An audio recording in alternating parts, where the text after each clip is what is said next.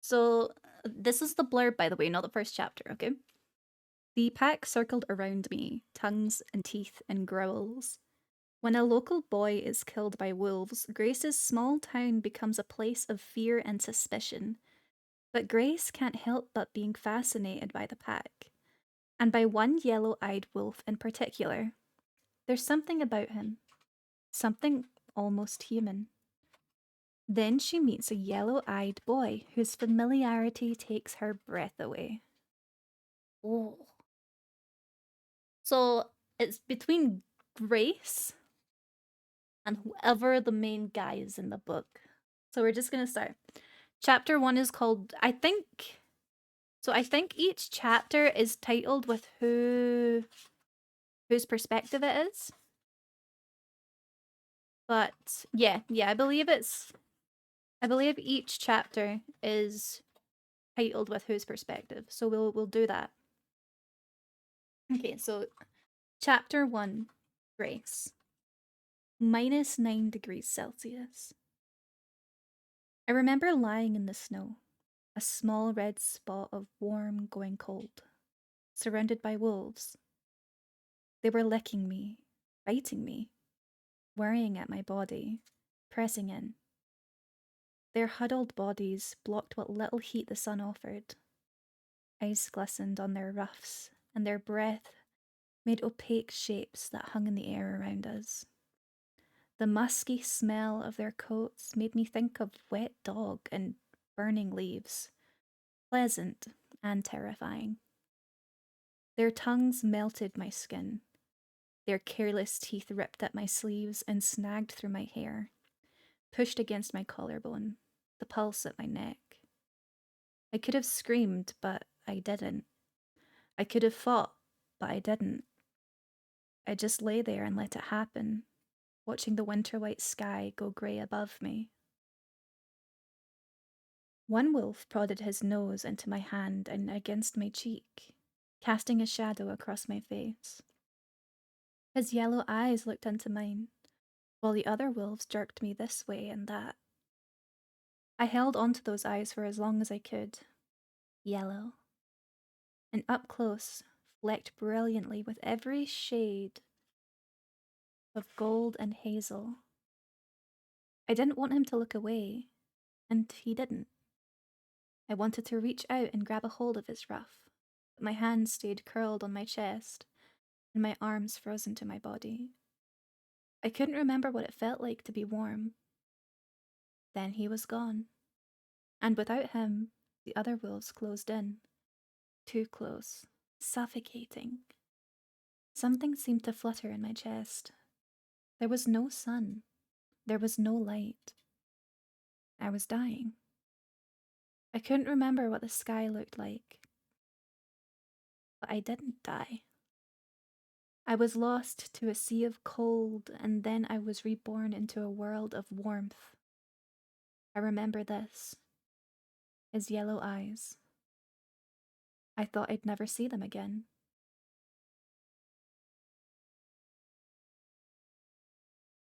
That was a really short chapter. So then it goes to like chapter 2, and this is from Sam's perspective. They snatched the girl off her tire swing in the backyard and dragged her into the woods. Her body made a shallow track in the snow, from her world to mine. I saw it happen. I didn't stop it. It had been the longest, coldest winter of my life. Day after day under a pale, worthless sun. And the hunger that burned and gnawed, an insatiable master. That month nothing moved. The landscape frozen into colourless diorama, devoid of life. One of us had been shot trying to steal trash off someone's back step, so the rest of the pack stayed in the woods and slowly starved, waiting for warmth and our old bodies, until they found the girl, until they attacked. They crouched around her, snarling and snapping, fighting to tear into their first kill. I saw it. I saw their flanks shuddering with their eagerness. I saw them tug the girl's body this way and that, wearing away the snow beneath her. I saw muzzles smeared with red. Still, I didn't stop it.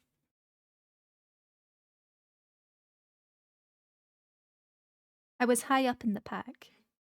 Beck and Paul had made sure of that, so I could have moved in immediately. But I hung back, trembling with the cold up to my ankles in snow.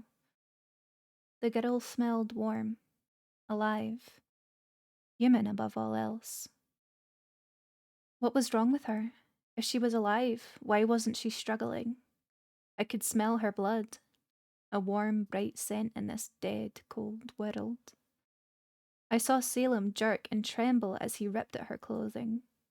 My stomach twisted, painful. It had been so long since I'd eaten. I wanted to push through the wolves and stand next to Salem and pretend that I couldn't smell her humanness or hear her soft moans. She was so little underneath our wildness, the pack pressing against her, wanting to trade her life for ours. With a snarl and flash of teeth, I pushed forward. Salem growled back at me, but I was angrier than him. Despite my starvation and youth, Paul rumbled threateningly to back me up. I was next to her, and she was looking up at the endless sky with distant eyes. Maybe dead? I pushed my nose into her hand, the scent on her palm, all sugar and butter and salt. It reminded me of another life. Then I saw her eyes, awake, alive. The girl looked right at me, eyes holding mine with such terrible honesty. I backed up, recoiled, starting to shake again, but this time it wasn't anger that racked my frame. Her eyes on my eyes, her blood on my face. I was tearing apart, inside out, inside and outside. Her life, my life. The pack fell back from me, wary. They growled at me, no longer one of them, and they snarled over their prey. I thought she was the most beautiful girl I'd ever seen. A tiny, bloody angel in the snow. And they were going to destroy her. I saw it. I saw her. I saw her in a way I'd never seen anything before. And I stopped it.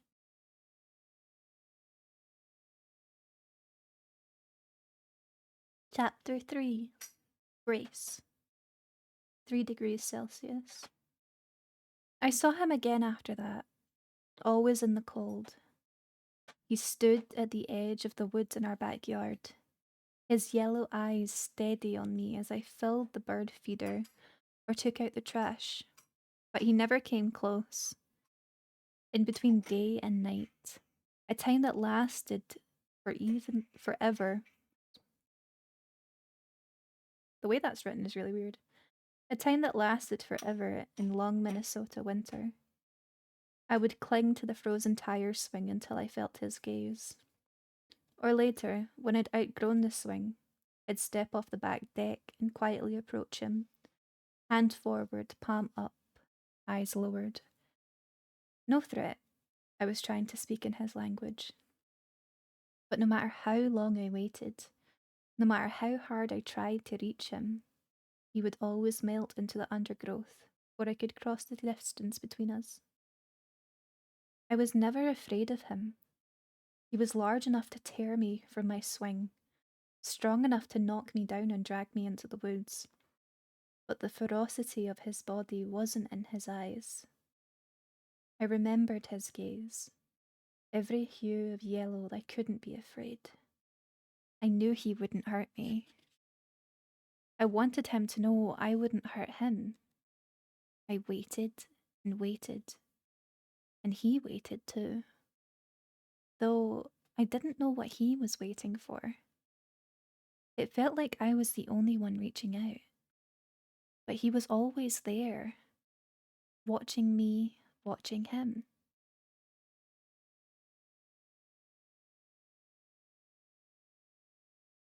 Never any closer to me, but never any further away either. And so it was an unbroken pattern for 6 years. The wolves hunting presence in the winter, and their even more hunting absence in the summer. I didn't really think about the timing. I thought they were wolves. Only wolves.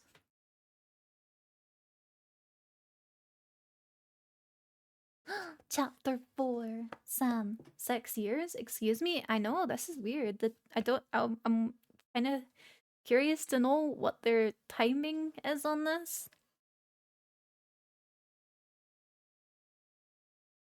The day I nearly talked to Grace was the hottest day of my life.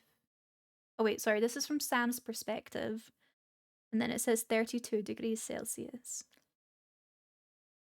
The day I talked to Grace was the hottest day of my life. Even in the bookstore, which was air conditioned, the heat crept in the room around the door and came in through the big picture windows in waves. Behind the counter, I slouched on my stool in the sun and sucked in the summer, as if I could hold every drop of it inside me. As the hours crept by, the afternoon sunlight bleached all the books on the shelves to pale, gilded versions of themselves, and warmed the paper. Thank you for the follow. Welcome to the fairy circle. Gilded versions of themselves, and warmed the paper and ink inside the covers so that the smell of unread words hung in the air. This is what I loved when I was human. I was reading when the door opened with a little ding, admitting a stifling rush of hot air and a group of girls.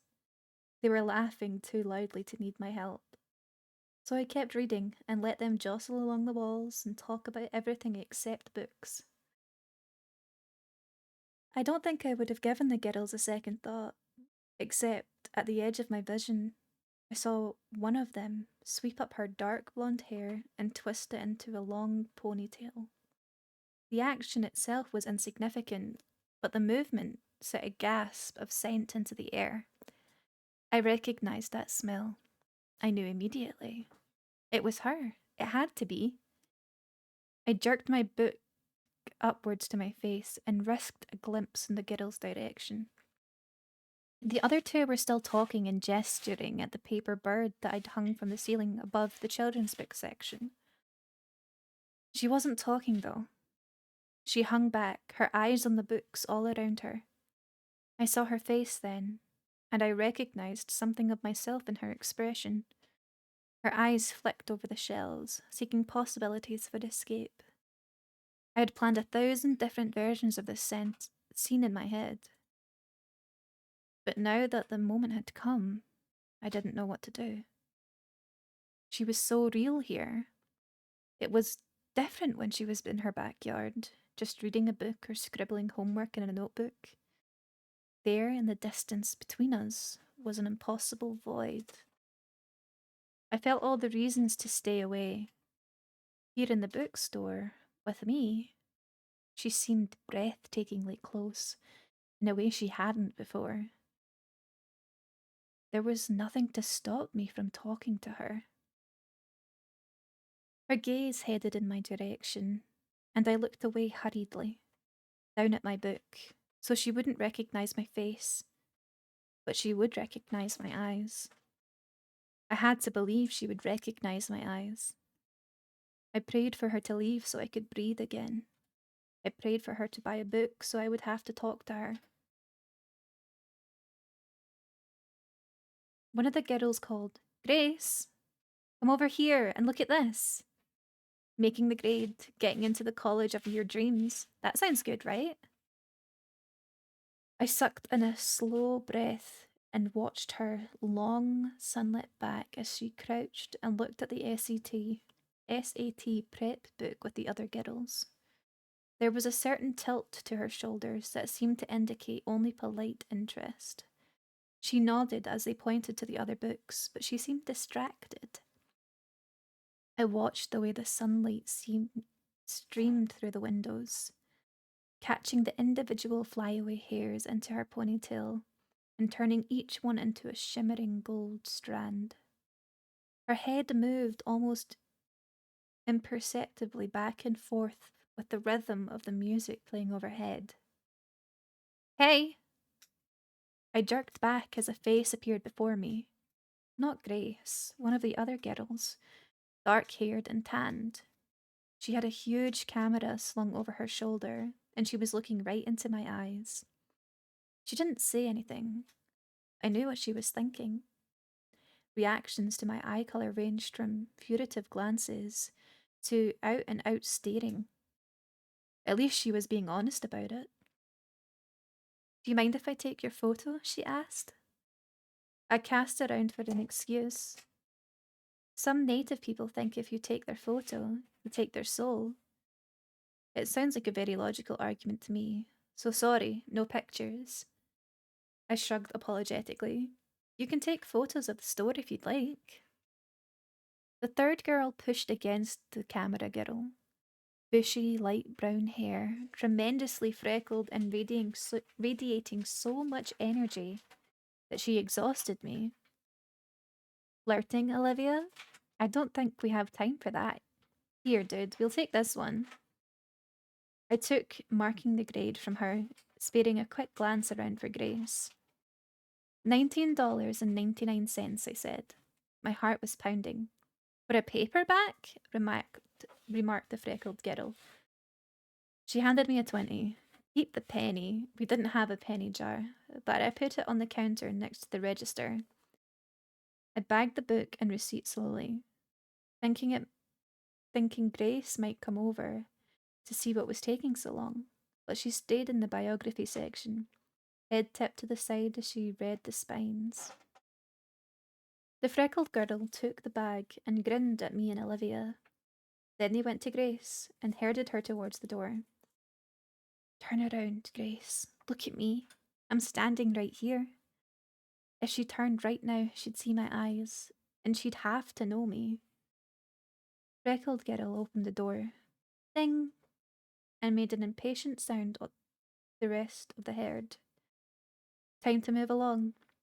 Olivia turned around briefly. Her eyes found me again, behind the counter. I knew I was staring at them. At Grace. But I couldn't stop. Olivia frowned and ducked out the store. Freckled girl said, Grace, come on!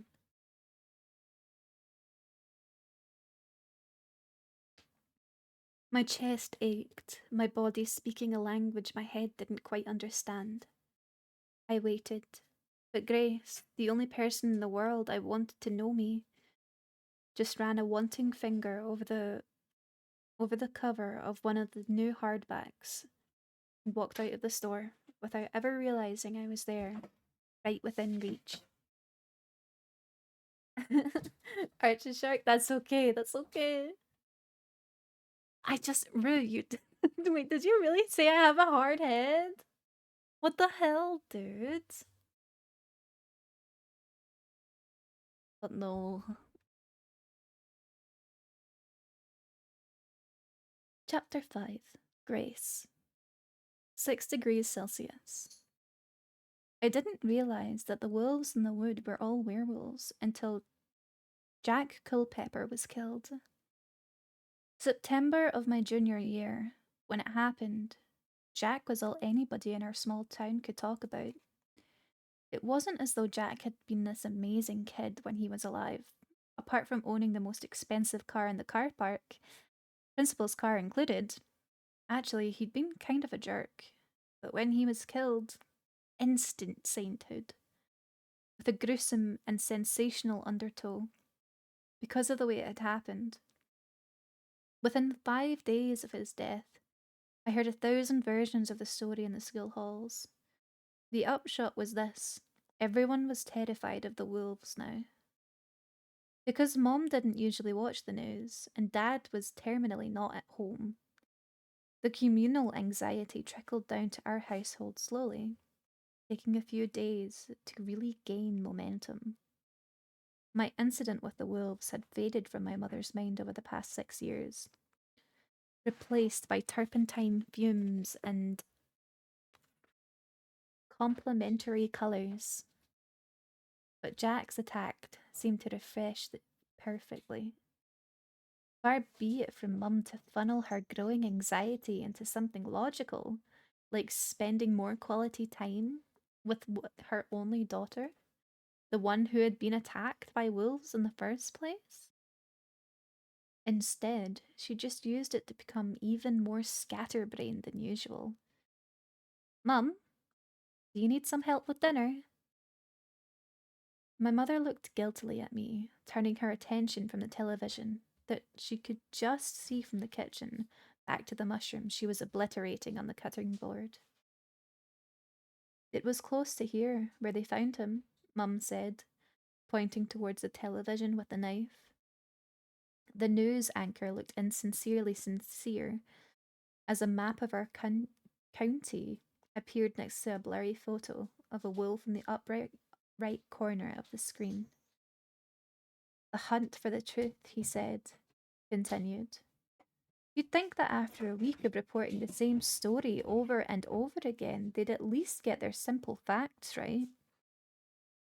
Their photo wasn't even the same species of my wolf, with his stormy grey coat and tawny yellow eyes. I still can't believe it, Mum went on. Just on the other side of the boundary wood. That's where he was killed. Or died. Mum frowned at me, delicately frazzled and beautiful as usual. What? I looked back up from my homework, comforting orderly lines of numbers and symbols. He could have just passed out by the side of the road and been dragged into the woods while he was unconscious. It's not the same. You can't just go around trying to cause a panic. Mum's attention had wandered back to the screen as she chopped the mushrooms into pieces small enough for amoeba consumption. She shook her head. They attacked him, Grace. I glanced out the window, at the woods, the pale lines of trees, phantoms against the dark. If my wolf was out there, I couldn't see him. Mum, you're the one who told me over and over and over again. Wolves are usually peaceful. Wolves are peaceful creatures. This had been Mum's refrain for years. I think the only way she could keep living in this house was by convincing herself that the wolves' relative harmlessness and insisting that my attack was a one-time event. I don't know if she really believed that they were peaceful, but I did. Gazing into the woods, I'd watched the wolves every year of my life, memorizing their faces and their personalities. Sure, there was a lean, sickly-looking brindle wolf who hung well back in the woods, only visible in the coldest of months. Everything about him, his dull, scraggly coat, his notched ear, his one foul, running eye, shooted an ill body, and the rolling whites of his wild eyes whispered of a diseased mind. I remember his teeth grazing at my skin. I could imagine him attacking a human in the woods again. And there was the white she-wolf. I had read that wolves mated for life, and I'd seen her with the pack leader, a heavy-set wolf that was as black as she was white. I'd watched him nose her muzzle and lead her through the skeleton trees, fur flashing like fish in water. She had a sort of savage, restless beauty to her. I could imagine her attacking a human too, but the rest of them, they were silent, beautiful ghosts in the woods. I didn't fear them. Right, peaceful. Mum hacked at the cutting board. Maybe they should just trap them all and dump them in Canada or something. I frowned at my homework. Summers without my wolf were bad enough.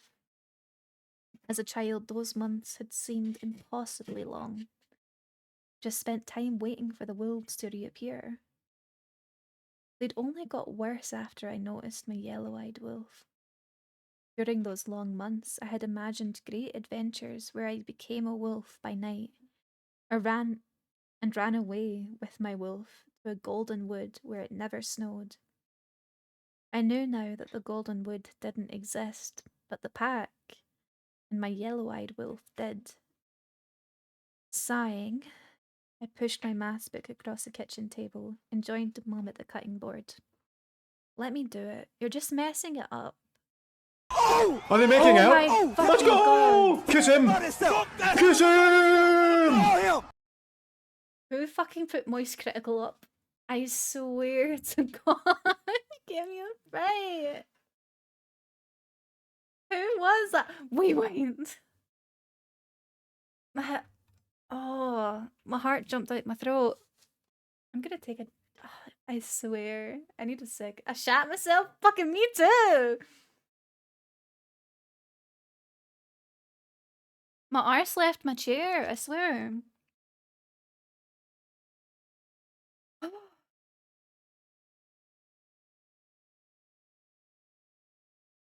It's fine. It's fine. That's such a you thing to do. I swear.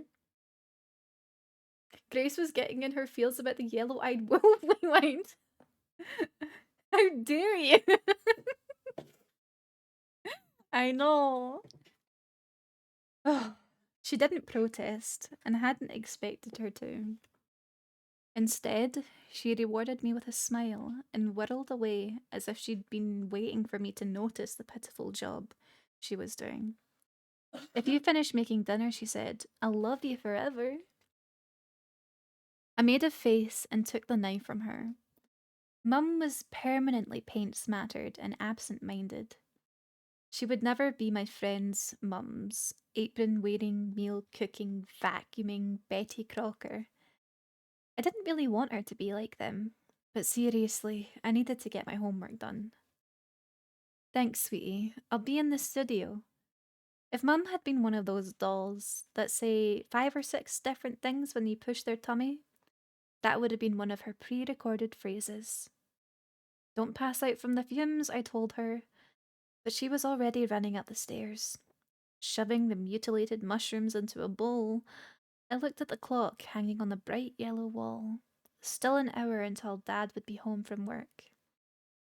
I had plenty of time to make dinner, and maybe afterwards, to try and catch a glimpse of my wolf. There was some sort of cut of beef in the fridge that was probably supposed to go with the mangled mushrooms. I pulled it out and slapped it on the cutting board. In the background, an expert on the news was asked about whether the wolf population in Minnesota should be limited or moved. The whole thing just put me in a bad mood. The phone rang. Hello? Hiya, what's up? Rachel. I was glad to hear from her. She was the exact opposite of my mother. Totally organized and great on follow-through. She made me feel less like an alien. I shoved the phone between my ear and my shoulder and chopped the beef as I talked, saving a piece the size of my fist for later. Just making dinner and watching the stupid news. She knew immediately what I was talking about. I know, talk about surreal, right? It seems like they just can't get enough of it. It's kind of gross, really. I mean, why can't they just shut up and let us get over it? It's bad enough going to school and hearing about it all the time. And you with the wolves and everything, it's got to be really bothering you. But seriously, Jack's parents have got to be just wanting the reporters to shut up. Rachel was babbling so fast I could barely understand her. I missed a bunch of what she said in the middle, and then she asked, Has Olivia called tonight?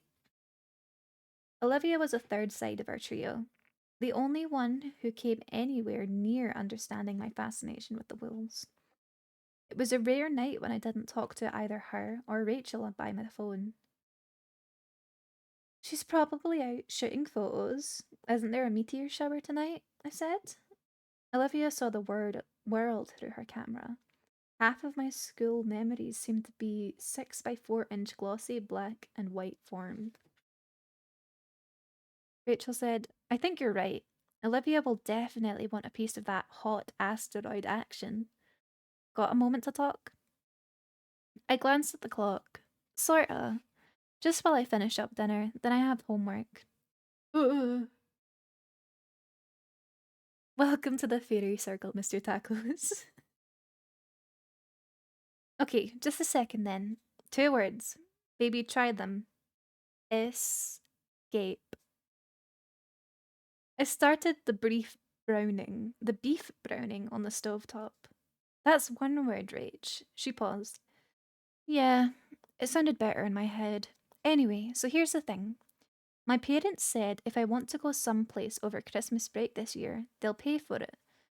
I so want to go somewhere. Anywhere but Mercy Falls. God, anywhere but Mercy Falls.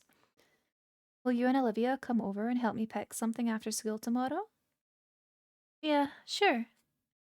If it's someplace really cool, maybe you and Olivia could come too, Rachel said. I didn't answer right away. The word Christmas immediately evoked memories of the scent of our Christmas tree, the dark infantry of the starry December sky above the backyard, and my wolf's eyes watching me from behind the snow covered trees. No matter how absent he was for the rest of the year, I had always had my wolf for Christmas. Rachel groaned. Don't do that silent staring off into the distance thing, looking, Grace. I can tell you're doing it. You can't tell me you don't want to get out of this place. I sort of didn't. I sort of belonged here. I didn't say no, I protested. You also didn't say, oh my god, yes, either. That's what you were supposed to say, Rachel sighed. But you will come over, right? You know I will, I said, craning my neck to squint out the back window. Now I really have to go. Yeah, Rachel said. Bring cookies. Don't forget. Love you. Bye. She laughed and hung up. I hurried to get to the pot of stew simmering on the stove, so it could occupy itself without me. Grabbing my coat from the hooks on the wall, I pulled open the sliding door to the deck. Cool air bit my cheeks and pinched at the tops of my ears, reminding me that summer was officially over. My stocking cap was stuffed in the pocket of my coat, but I knew my wolf didn't always recognize me when I was wearing it. So I let it off. I squinted at the edge of the yard and stepped off the deck. Trying to look nonchalant as I did, the piece of beef in my hand felt cold and slick. I crunched out across the brittle, colourless grass into the middle of the yard and stopped, momentarily dazzled by the violent pink of the sunset through the fluttering black leaves of the trees. This stark landscape was a world away from the small warm kitchen with its comforting smells of easy survival, where I was supposed to belong, where I should have wanted to be. But the trees called to me, urging me to abandon what I knew and vanish into the oncoming night. It was a desire that had always been tugging me, with disconcerting frequency these days. The darkness at the edge of the woods shifted. I saw my wolf standing beside a tree, nostrils sniffing towards the meat in my hand. My relief at seeing him was cut short as he shifted his head, letting the yellow square of light from the sliding door fall across his face. I could see now that his chin was crusted with old, dried blood. Days old. His nostrils worked. He could smell the bit of beef in my hands. Either the beef or the familiarity of my presence was enough to lure him a few steps out of the wood. Then a few steps more. Closer than he'd ever been before. I faced him, near enough that I could have reached out and touched his dazzling fur, or brushed the deep red stain on his muzzle. I badly wanted that blood to be his, an old cut or scratch earned in the scuffle. But it didn't look like that. It looked like it belonged to somebody else. Did you kill him? I whispered. He didn't disappear at the sound of my voice, as I had expected. He was still as a statue, his eyes watching my face instead of the meat in my hand.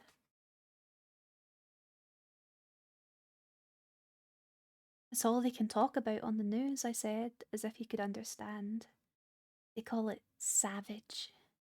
They said wild animals did it. Did you do it?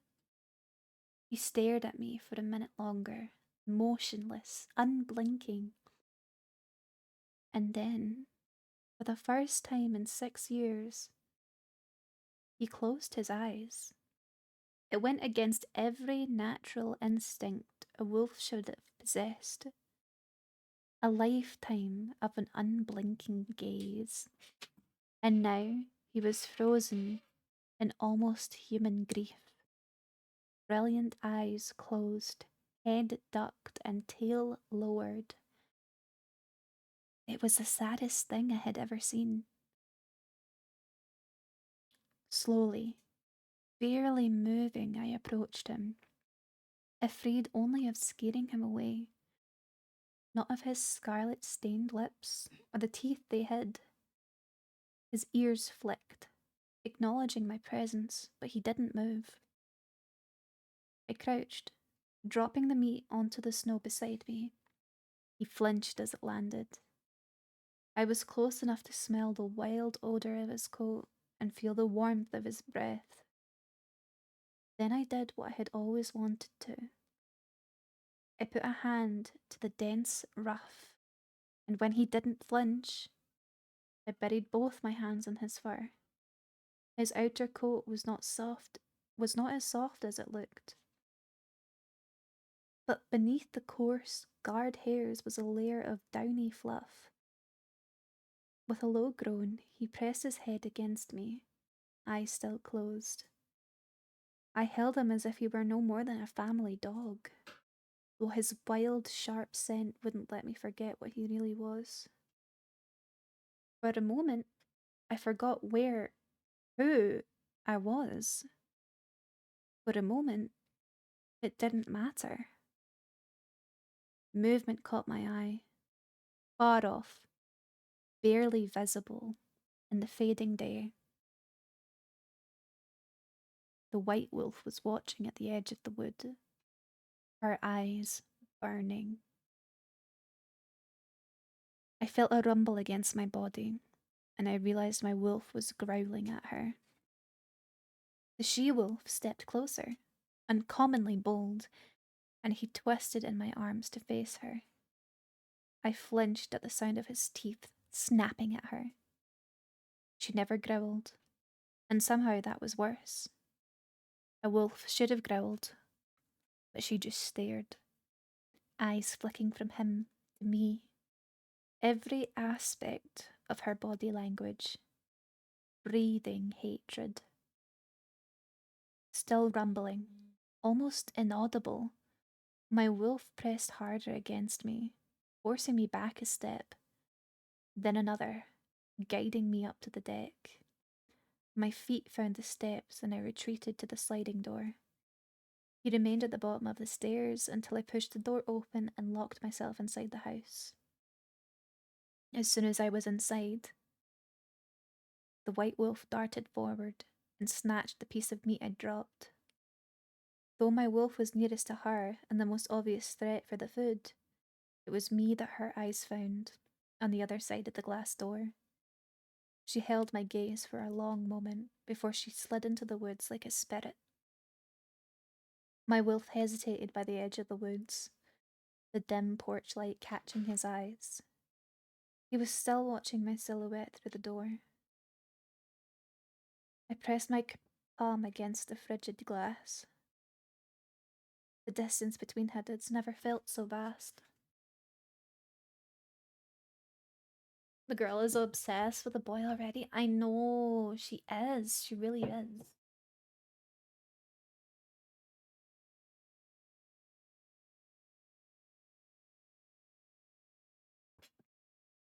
When my father got home, I was still lost in the silent world of the wolves, imagining again and again the feeling of my wolf's coarse hairs against my palms. Even though I'd reluctantly washed my hands to finish up dinner, his musky scent lingered on my clothing, keeping the encounter fresh in my mind. It had taken 6 years for him to let me touch him, hold him, and now he'd guarded me, just like he'd always guarded me. I desperately wanted to tell somebody, but I knew my dad wouldn't share my excitement, especially with the newscasters still droning on in the background about the attack. I kept my mouth shut. In the front hall, Dad stomped in.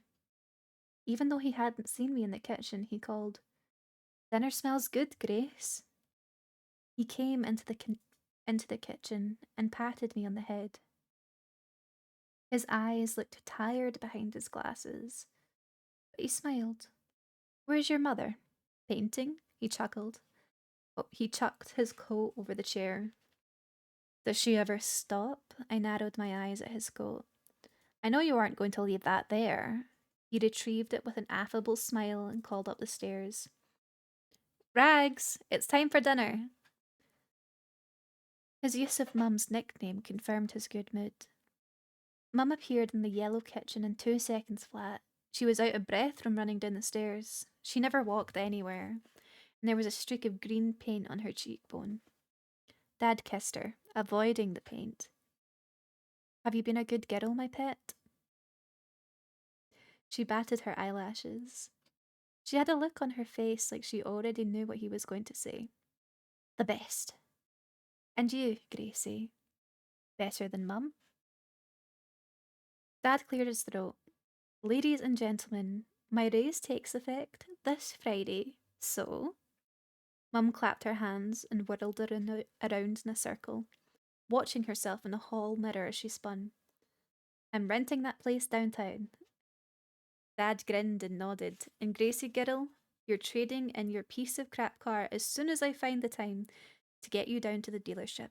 I'm tired of taking yours into the garage." Mum laughed, giddy, and clapped her hands again. She danced into the kitchen, chanting some sort of nonsense song.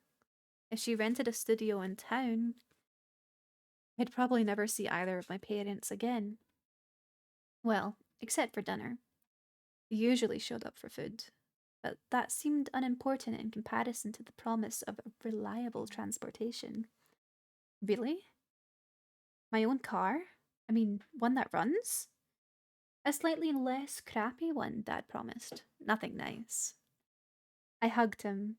A car that meant freedom. That night, I lay in my room, eyes squeezed firmly shut, trying to sleep. The world outside my window seemed silenced. As though it had snowed, it was too early for snow. But every sound seemed muffled. Too quiet. I held my breath and focused on the night, listening for movement in the still darkness. I slowly became aware that faint clicks had broken the silence outside, pricking at my ears. It sounded for all the world like toenails on the deck outside my window. Was a wolf on the deck? Maybe it was a raccoon. Then came more soft scrabbling and a growl. Definitely not a raccoon. The hairs rose on the back of my neck. Pulling my quilt around me like a cape, I climbed out of bed and padded across the bare floorboards. Lit by half a moon. Lit by half a moon.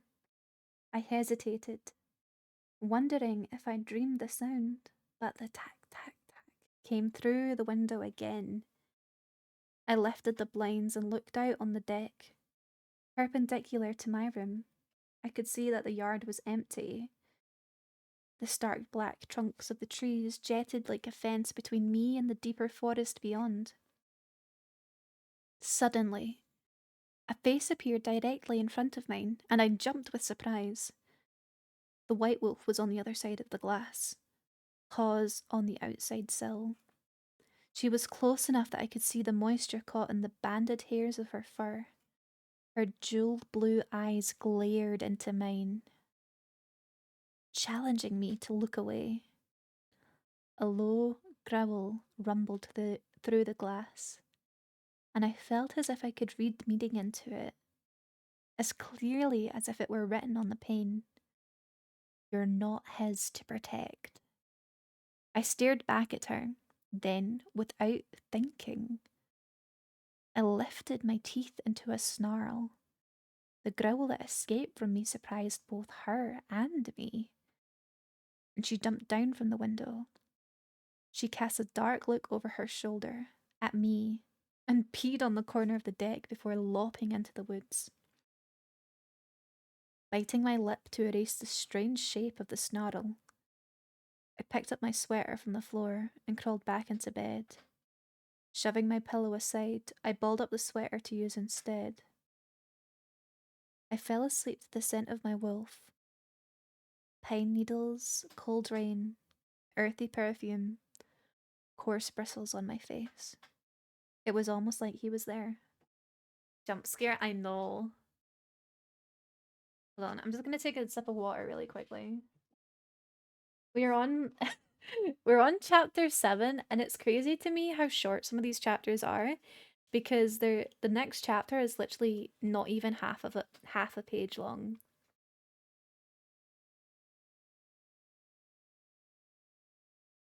But I think it's because it's changing with each character's perspective. She's definitely obsessed with the wolf. Just a little bit.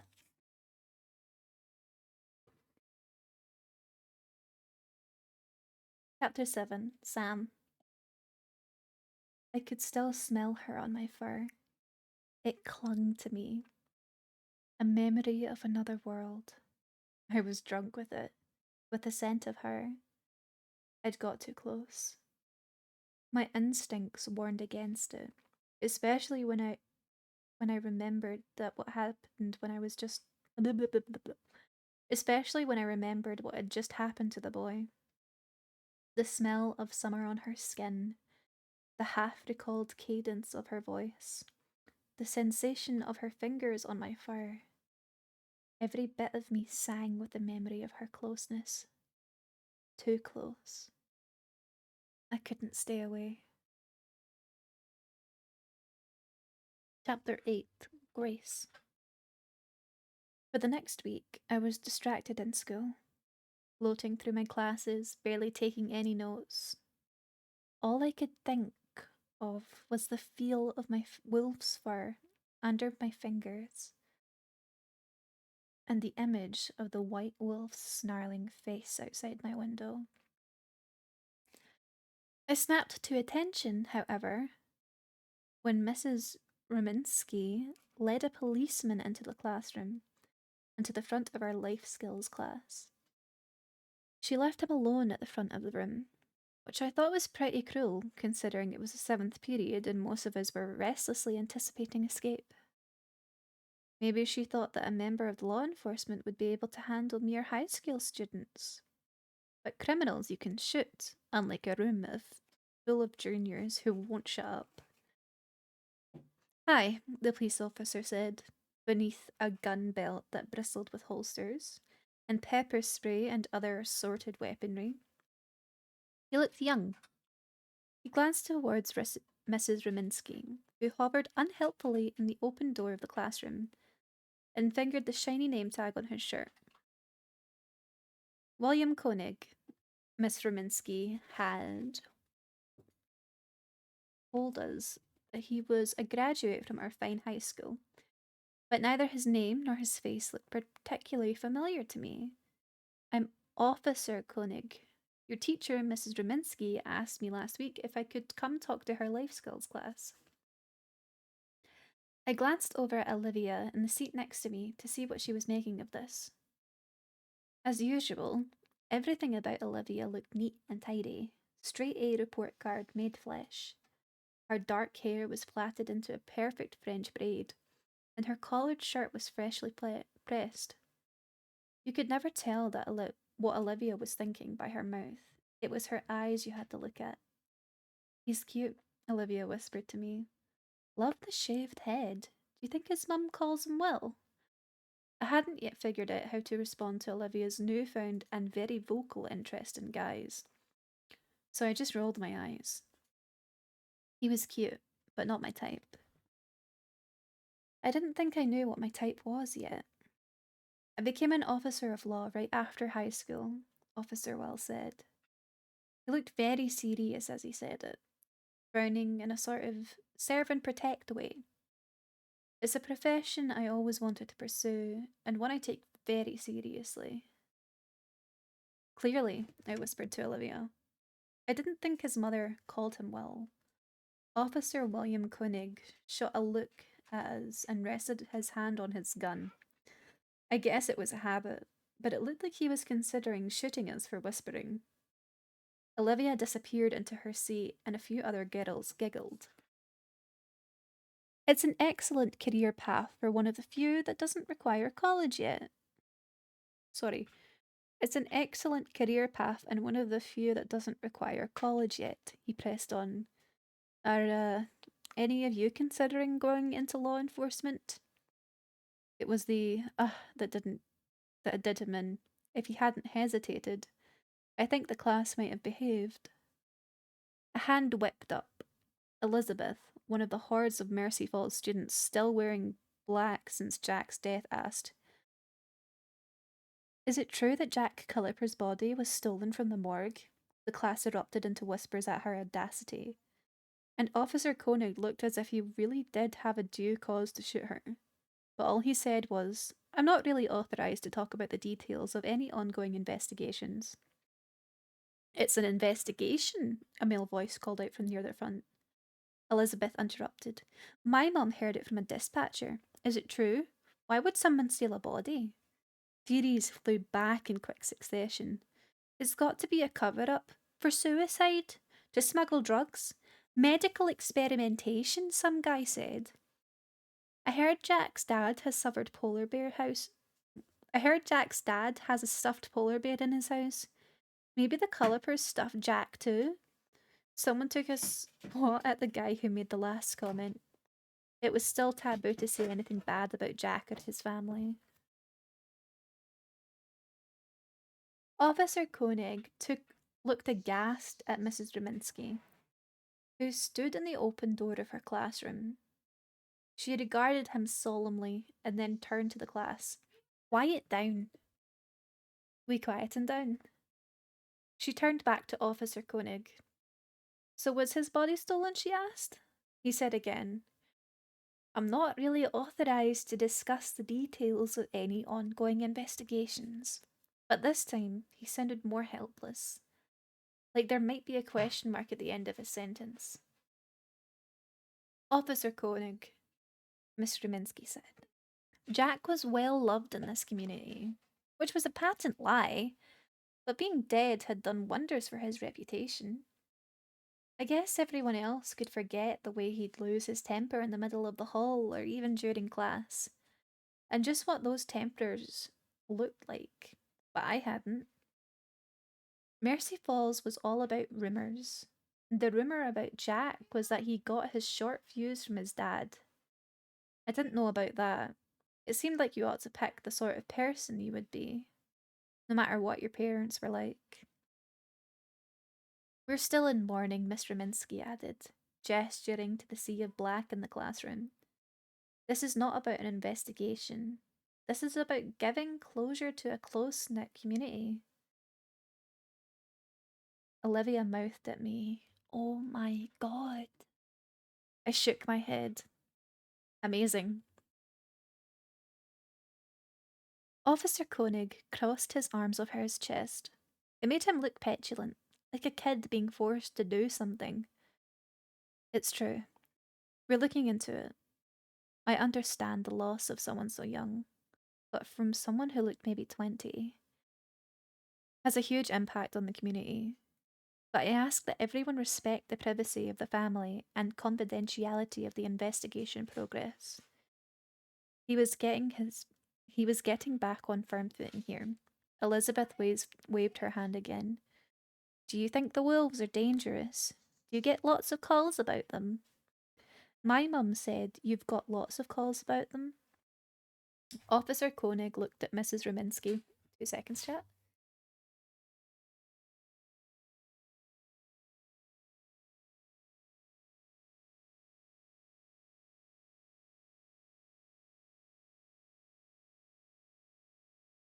Back. Blah, blah, blah.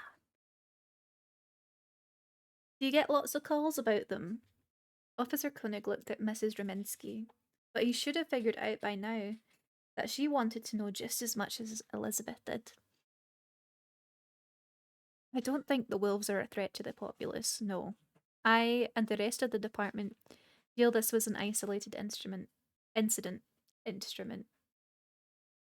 Elizabeth said, but she got attacked too.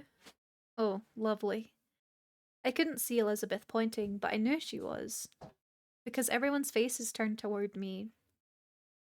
I bit the inside of my lip.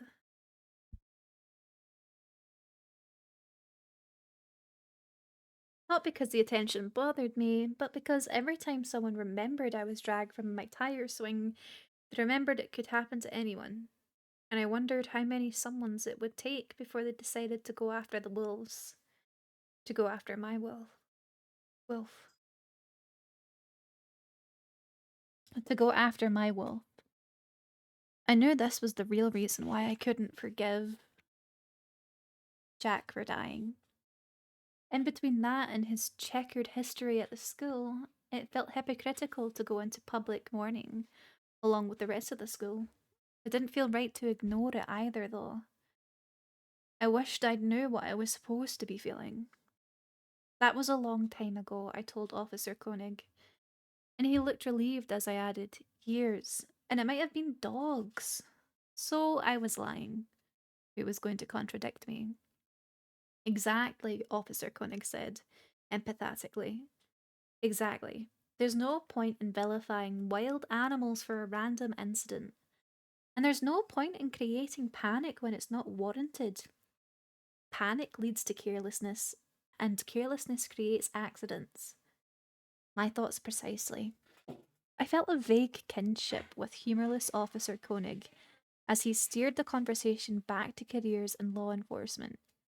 After class was over, the other students started talking about Jack again, but Olivia and I escaped to our lockers. I felt a tug on my hair and turned to see Rachel standing behind me, looking mournfully at both of us. Babes, I have to rain check on vacation planning this afternoon. Step Freak has demanded a family bonding trip to Duluth. If she wants me to love her, she's going to have to buy me some new clothes. Can't we get together? Can we get together tomorrow or something? I had barely noticed before. Oh my gosh, I had barely nodded before Rachel flashed both of us a big smile and surged off through the hall. Chat, I think we're gonna need to end this soon because my throat is hurting. I think we might need to stop when this chapter is finished. Want to hang out at my place instead? I asked Olivia. It still felt weird to ask. In middle school, she and Rachel and I hung out every day. A wordless ongoing agreement. Somehow, it had sort of changed after Rachel got her first boyfriend. Leaving Olivia and me behind, the geek and the uninterested, and fracturing our easy friendship. Sure, Olivia said, grabbing her stuff to follow me down the hall. She pinched my elbow. Look, she pointed to Isabel, Jack's younger sister, a classmate of ours, with more than her fair share of the Cullipers' good looks.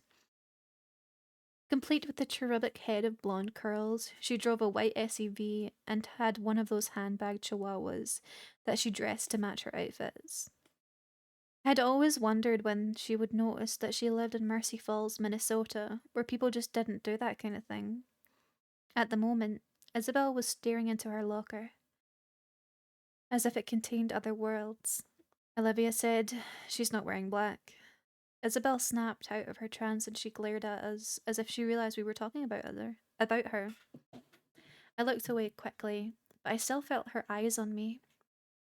Maybe she's not in mourning anymore, I said. After we'd got out of earshot, Olivia opened the door for me. Maybe she's the only one who ever was.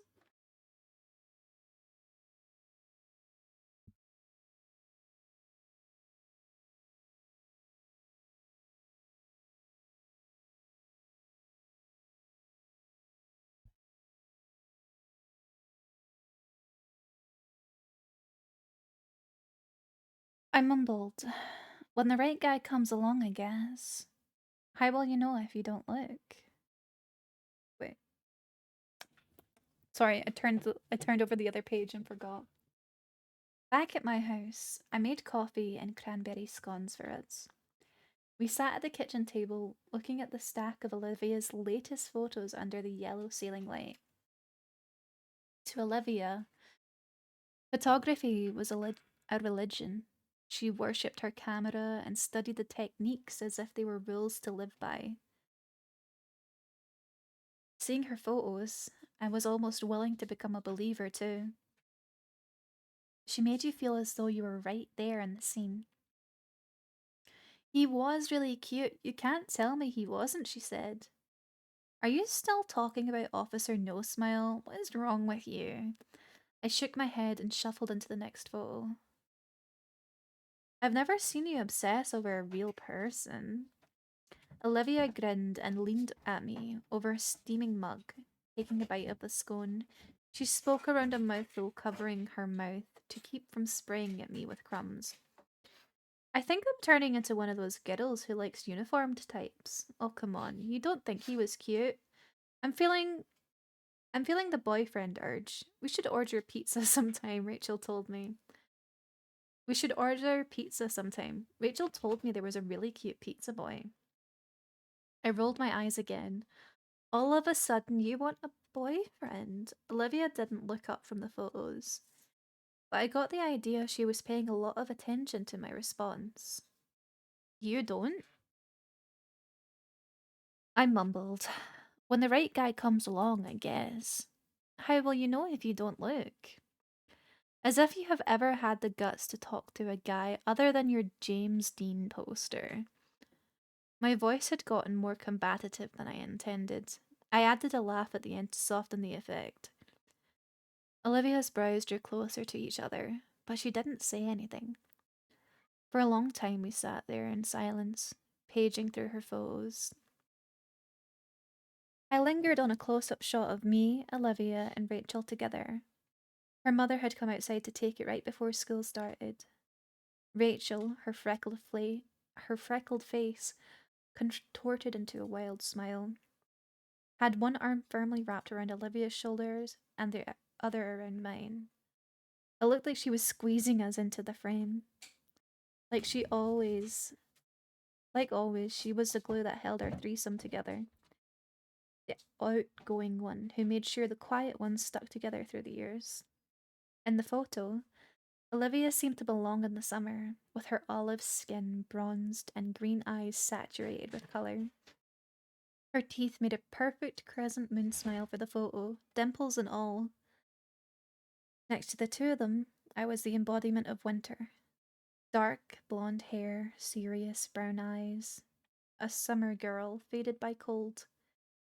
I used to think Olivia and I were similar, both introverts, permanently buried in books. But now, I realised my seclusion was self-inflicted, and Olivia was just painfully shy. This year, it felt like more time we spent together.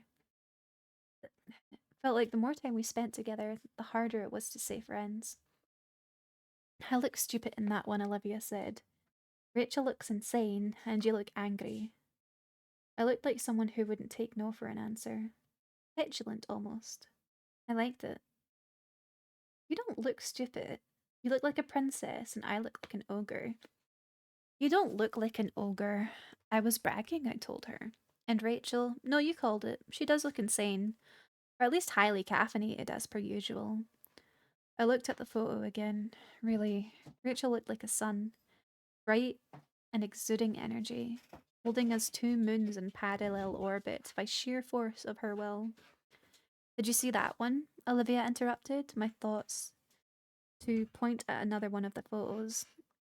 It was my wolf, deep in the woods, halfway hidden behind a tree. But she managed to get a sliver of his face, perfectly in focus, and his eyes stared straight into mine. You can keep that one. In fact, keep the whole stack. We can put the good ones in the book next time. Thanks, I replied, and it meant more than I could, and meant it more than I could say. I pointed at the picture. This is us from last week, she nodded. I stared at the photo of him. Breathtaking, but flat and inadequate in comparison to the real thing. I lightly ran my thumb over it, as if I'd feel his fur. Something knotted in my chest, bitter and sad. I felt Olivia's eyes on me, and they only made me feel worse, more alone. Once upon a time, I would have talked to her about it, but now it felt too personal. Something had changed, and I thought it was me. Olivia handed me a slender stack of prints that she'd separated from the rest. This is my brag pile. Distracted, I paged through them slowly. They were impressive. An autumn leaf floating on a puddle, students reflected in the windows of a school bus. An artfully smudgy, black and white self-portrait of Olivia. I oohed and awed, and then slid the photo of my wolf back on the top to look at it again. Olivia made a sort of irritated sound in the back of her throat. I hurriedly shuffled back to the one of her leaf floating in the puddle. I frowned at it for a moment, trying to imagine the sort of thing Mum would say about a piece of art.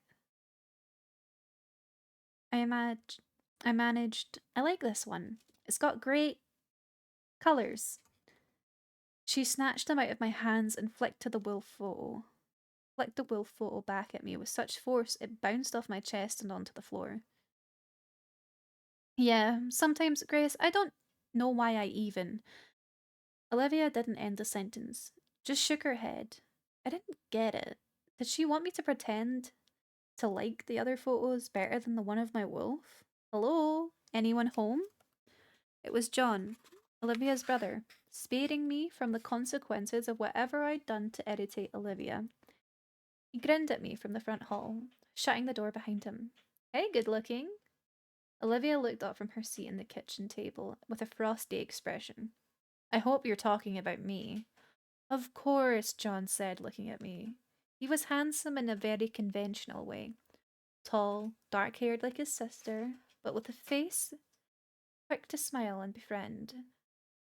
It would be in very bad taste to hit on your sister's best friend. So it's 4 o'clock. How time flies when you're... He paused, looking at Olivia leaning over the table with a pile of photographs and me across from her with another stack. Doing nothing. Can't you do nothing by yourselves? Olivia silently straightened her... I feel like that didn't make sense. I don't know if... Did I just misread that? Hold on.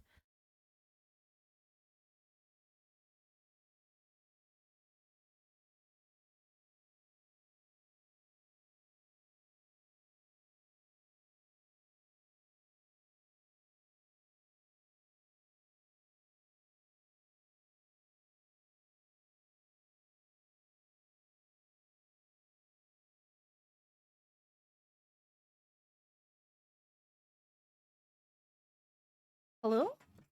That was really weird. Also, hi Arthur, welcome on in. Um, my microphone, I muted my microphone and then it wouldn't let me unmute it, so I had to unplug it and then plug it back in. That was really strange.